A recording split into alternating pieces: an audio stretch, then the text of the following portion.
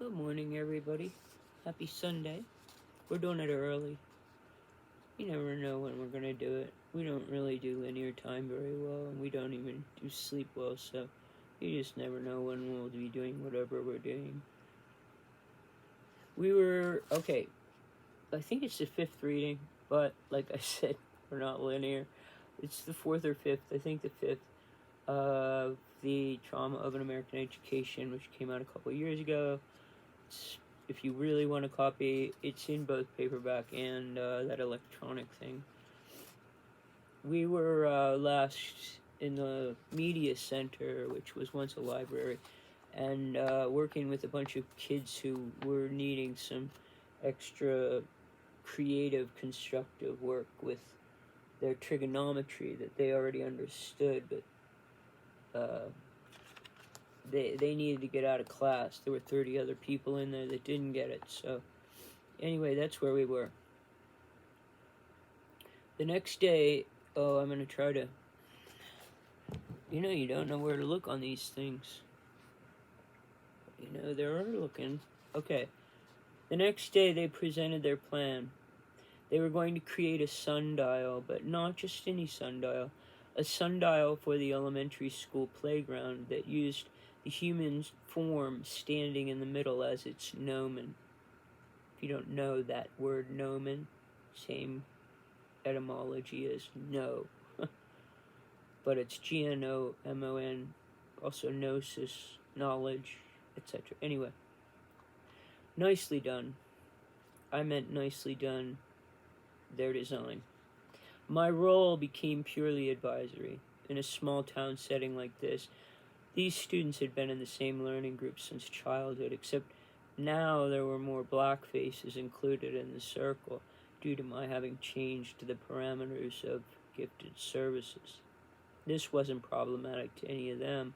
They'd been playing sports and picking crops together for years, generations in fact. I helped with making lists and securing materials, tools, permissions for this and that. Every day for about a week, rather than go to trig, they'd report in to me, make an intention for the day, and get to work. Of course, we did a poem. Now, the end of the project, we headed up to the... Near the end of the project, we headed up to the elementary school playground for some minor construction work.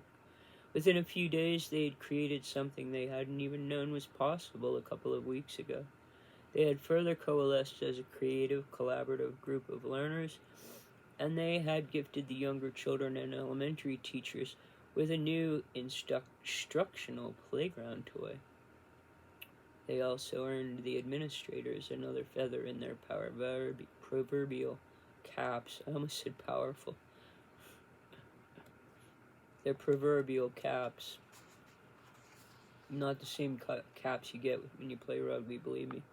We held an opening ceremony one Saturday afternoon, cut a ribbon, and served refreshments. I like to follow through with things clearly until they end, and I believe in ceremonies and rituals as a way to both signify and celebrate a culmination of an effort made. Of course, my original ceremony only included classmates and parents, but the principal saw a political opportunity and ran with it. One county newspaper was there, board members, etc. I stepped back, let the students talk it up, left early, quietly. There's always a danger that the teacher be mistaken for the wonder they cultivate in the children. I never wanted any of that at the academy when folks started to mistake me for the amazing progress their child was making, and I wanted no part of it here.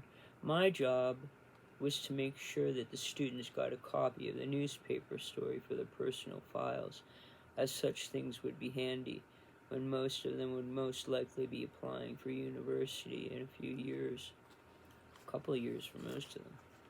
After some months of waiting each other out and observing, there were a couple of folks who managed to reach out to us. One was a parent of a truly gifted student of mine. Excuse me while I have some tea. The parent was a tortured soul who was no doubt gifted himself. He knew well that regardless of any services his kids needed to get, that regardless of any services, period, comma, whatever, his kids needed to get out of the county if they were ever going to become themselves fully. Better yet, the state. He, his wife, and many children adopted me as an anti-figure for the duration of my stay, and honestly, I'm not sure I would have made it 2 years without their warmth and generosity, the family dinners and country drives. The other person I ended up working closely with taught me tremendous lessons about Southern etiquette, racism, fortitude, integrity, grit, so much more. We met because she held one of the 4 most critical posts in any high school. She was the main office lady, and she was about as no muss, no fuss as they make us humans. She was not to be confused with the other person in the office, another one of the top 4, the principal's secretary. In fact, you'd not want to ever confuse these two. They despised each other quite openly. The main office lady is a supreme post in caps. She may not be the principal's secretary, but this one had his ear between her fingers, and he listened carefully to her because she knew everything. Absolutely everything that was going on and around school property and beyond. She pulled no punches either. While his secretary was a bit of a kiss-ass, she was not. He'd walk past and she'd stage whisper fiercely to him, "Straighten your tie." Then she'd look at me, make a pressed-up face, and say something like, "No home training," quite sincerely and disgustedly. My dear friend was of old Southern stock, but not ignorant of today's world by any stretch. She was an Episcopalian, and that made a difference there, where your faith represented far more than a song list on Sundays. The fact that she was not Baptist, or at the very least Methodist, connoted that she was more accepting of alternative lifestyles, more than likely even a goddamned liberal, and in her case it was true. She somehow knew I was not your standard heterosexual woman, and let me know just enough, and discreetly enough, that it made no never mind to her who people loved, who they were in their private life, their business.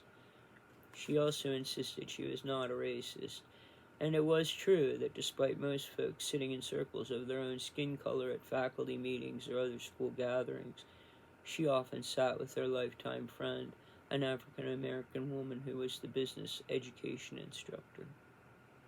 She was actually so open and above board with who she was and what she believed that I felt quite comfortable asking her the more uncomfortable questions.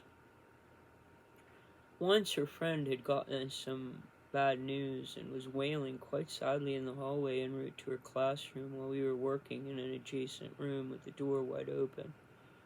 She looked over at me. "Black folks are so emotional," she said matter-of-factly. There wasn't really any judgment or negativity in her tone per se. Still, I was somewhat taken aback. I asked her what she meant. Now, this is always a safe question when asked with the correct tone. The only reason you're asking it is because you genuinely wish to understand something. "I mean," she said, emphasizing mean, "black folks are more emotional, men and women. It's their culture." Then, after seeing my expression, and as though she had just thought of an excellent teaching example, she added, "What? It's not a racist thing. Just go pray with them in one of their churches sometime." I smiled wanly, wanting to understand so badly. "Look," she said as though to a 5-year-old, "us white folks, we aren't allowed to go on like that. We'd get tanned right good, wouldn't we now?" I muttered something lame about needing to think about all of this. "We're more repressed." She got into my face and drawled slowly, carefully enunciating each syllable of the word repressed, as though it were 3 instead of 2 syllables long. She continued, reaching back into the file box in front of her, getting back to work. "Hey," she allowed. "There's calling things true. Then there's using them against other people. Those are two mighty different things." Her husband was another ball of string. One of those true jovial southern gentlemen you'd love to laugh with, but there was this racist hatred so deep and strong that just to go near him was painful. It wasn't as though anyone really conversed around him, though. He didn't leave much room for that. His people had been farmers for generations, but he and his sons had sold most of it off and invested in a hauling company. I always miss that page. I'm really missing the page. They spend most of their time in their huge rigs now, hauling stone and sand, sometimes hundreds or even thousands of miles. But my friend, no, she hauled her own ass all day, that's what I know. Despite the technology available to phone a teacher or student in a given classroom, she preferred to deliver notes in person, everywhere, all day long. She loved to walk the halls briskly, and she rarely stopped to chat. That just wasn't what she was here for. She was truly an unwavering soul. She arrived early, left on time, and never stopped the entire day. I never knew her to take a break of any sort ever. She was there to do a job, and she was going to do it fully, and no one could say she didn't. The office lady is probably the most critical post in the school, though some would claim it's really the head custodian. I don't hedge bets. If I have a new position in a new school, you better believe I come bearing gifts whenever possible. This is a critical lesson to any teacher or staff person heading into the public school system. Everything you need is going to have to come through one of these two people, sometimes both. Find out what the office lady and the head custodian like, and make sure you keep them happy all year long. Some would call this bribery. I think of it as tipping. They get the worst of the work. Without them, the school would fall apart fairly quickly. And they get little to no recognition by society. I won't even go into how pathetic their pay is. So yeah, I greased the wheel, and I loved it. I absolutely loved bringing something in for someone who never expected it, because honestly, not many folks thought of them as anything but workhorses who were there solely to attend to their and their students' needs so they could do the most important work, teaching. Not so fast. What folks forget is how often it is a person on the support staff in any given school who weaves as a mentor or guardian-like relationship with a student, often a student who no one else has been able to reach. This includes nurses, coaches, bus drivers, teaching assistants, janitors, office ladies, librarians, cafeteria ladies, crossing guards, on and on. For me, it was the elementary school librarian. I'm not entirely sure I would have made it without her, and the option of disappearing into the stacks of books for hours at a time, while the teacher and other students went merrily along within their classroom walls. My personal experience with formal schooling as a child had cultivated certain ideas about myself as well as many about formal systems. I was too weird, and they had no desire to tolerate the likes of me. These ideas hadn't weakened in the years since childhood. My experiences working with others who had been eaten up and spit out by the system had simply served to harden such notions into facts in my mind. So, when I was called to the principal's office one morning in late autumn, I walked there already planning in my head what I would do after I was fired. Certainly I would be fired. They discovered I was a fake, a farce. I was wrong, I was broken, and not at all what any formal system would wish to tolerate. When I arrived, I was ushered immediately into the principal's office. It didn't help that due to my status as outsider, I frequently elicited this painful sort of smile from folks, which is what ushered me through a series of painful smiles. I'm going to leave it there for now. It's plenty of time. Listen, subscribe to the channel. You can always ditch what you don't want, but that way I don't have to worry about getting it to people. We're really tight with time and energy right now because we're trying to make enough money to finish a house and start making more things that we can sell and offer workshops and such. So we're running a little ragged, and if you could just subscribe, it would be easier. Also, if you'd leave comments, we would feel much less alone. I mean, I know we're a hermit out here in the forest, but this is a way of connecting that we would appreciate. You can tell us something sucks. You can just say hello. You could. There have been some lovely comments, but not very many, and it really is helpful if you can just say something afterwards, like "suck it up," whatever. I mean, you can say anything you want. Also, you can kill them if you don't want to watch them. Okay, we're not ego-driven, so we don't know who's looking, who's not looking. We don't really follow any of that. Just enjoy what you can. Comment when possible. Know that we're thinking of y'all, whoever you might be. And if anybody wants to donate anything or buy anything, let us know. There's I guess we have a new email account for all of this sort of thing, arts, education, and advocacy. And that's marvelously mundane at gmail.com. It might be marvelously mundane art at gmail.com. You can always contact us there if you want.